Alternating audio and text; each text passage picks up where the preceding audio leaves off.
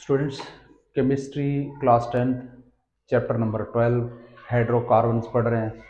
अगर आपने चैनल को सब्सक्राइब नहीं किया तो चैनल को सब्सक्राइब करें। इस चैनल के ऊपर आपको केमिस्ट्री के तमाम लेक्चर्स जो है चैप्टर वाइज मिलेंगे और चैप्टर के बाकायदा प्लेलिस्ट बने हुए हैं चैप्टर के नंबर के हिसाब से। तो आप जो है यहाँ पे 9th से लेकर 12th क्लास की केमिस्ट्री जो है वो आसानी से पढ़ सकते हो। यहाँ पे लेक्चर देख सकते हैं। तो स्टार्ट करते हैं।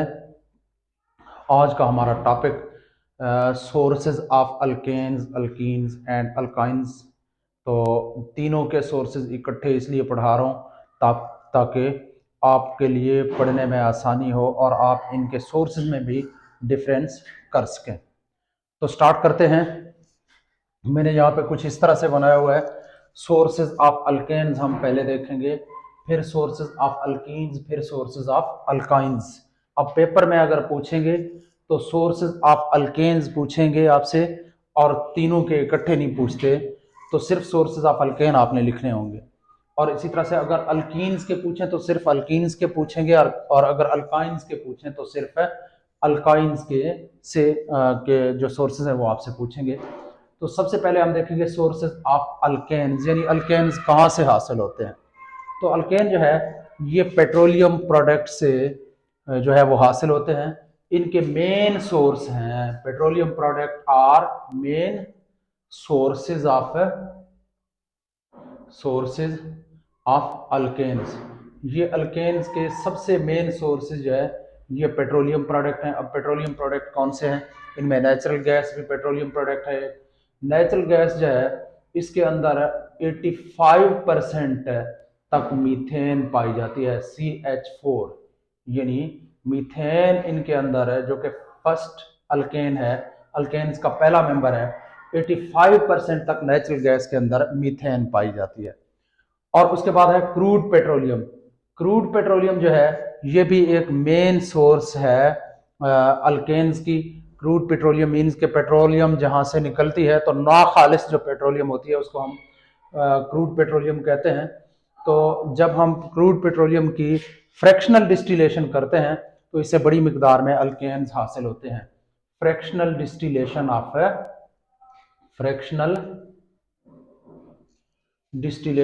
Crude petroleum, distillation of crude petroleum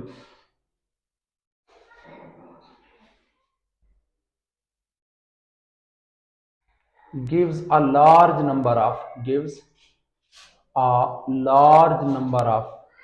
बड़ी तादाद में लार्ज नंबर ऑफ अल्केन्स, इससे फिर बड़ी तादाद में अल्केन्स हासिल होते हैं जब हम फ्रैक्शनल डिस्टिलेशन करते हैं क्रूड पेट्रोलियम की।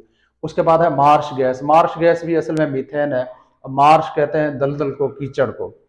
तो बैक्टीरियल डीके होती है जब ऑर्गेनिक मैटर के अंदर, दलदल के अंदर, कीचड़ के अंदर जो सीवेज का पानी है, वहाँ कीचड़ ज़्यादा पानी जो है उससे एक गैस निकलती है। वो क्यों गैस निकलती है?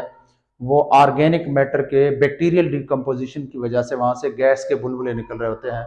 वो गैस के बुलबुले जो है वो मार्श गैस कहलाता है। दरअसल वो भी मीथेन है। मार्श गैस भी असल में मीथेन है। तो इसका मतलब है मार्श गैस कब बनती है? Bye bacterial DK of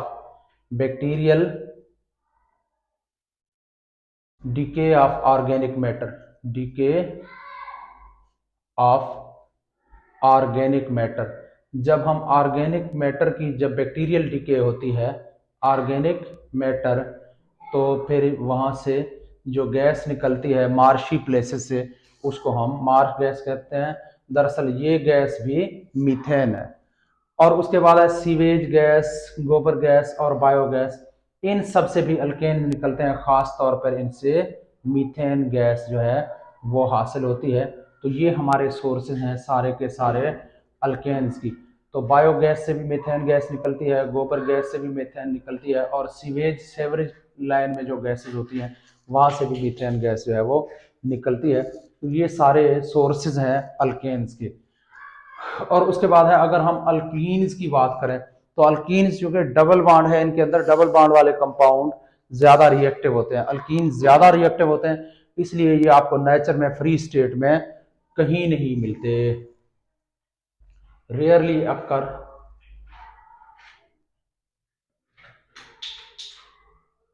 in free state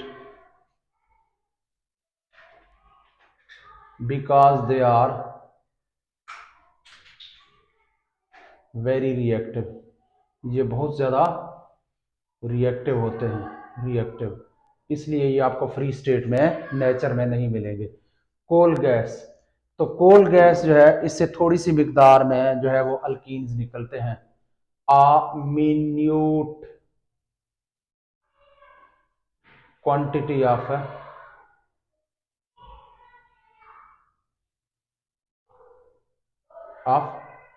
alkenes from are obtained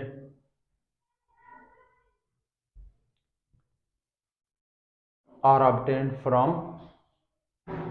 coal gas, coal gas से थोड़ी सी मिकदार में जो है वो अल्कीन्स जो है वो निकलते हैं।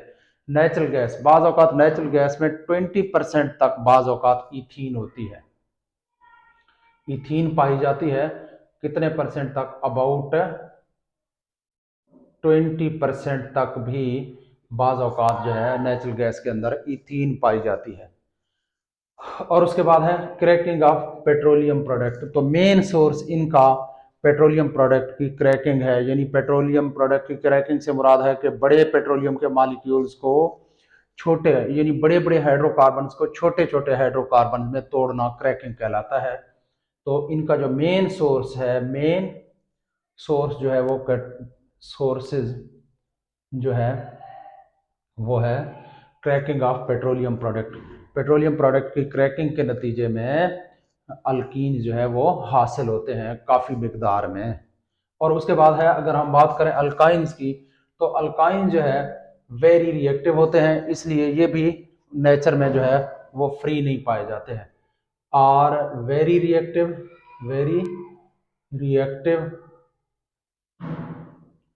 For this they are not occur free in nature, nature में ये आपको फ्री हालत में कभी भी नहीं मिलेंगे। कोल गैस जो है, कोल गैस के अंदर 0.06% जो है वो एसिटाइलिन पाई जाती है, एसिटाइलिन पाई जाती है, जो कि बहुत कम मिकदार है। तो कोल गैस हम कह सकते हैं एक थोड़ी बहुत एक सोर्स है अल्काइंस की, एसिटाइलिन्स की। तो यहाँ पे हमने देखा इनकी अक्रेंस, और तीनों की अक्रेंस देखे हैं। पेपर में जब आपसे पूछेगा तो इन तीनों में से किसी एक के शॉर्ट क्वेश्चन में पूछ सकता है या फिर लॉन्ग क्वेश्चन में भी पूछ सकता है।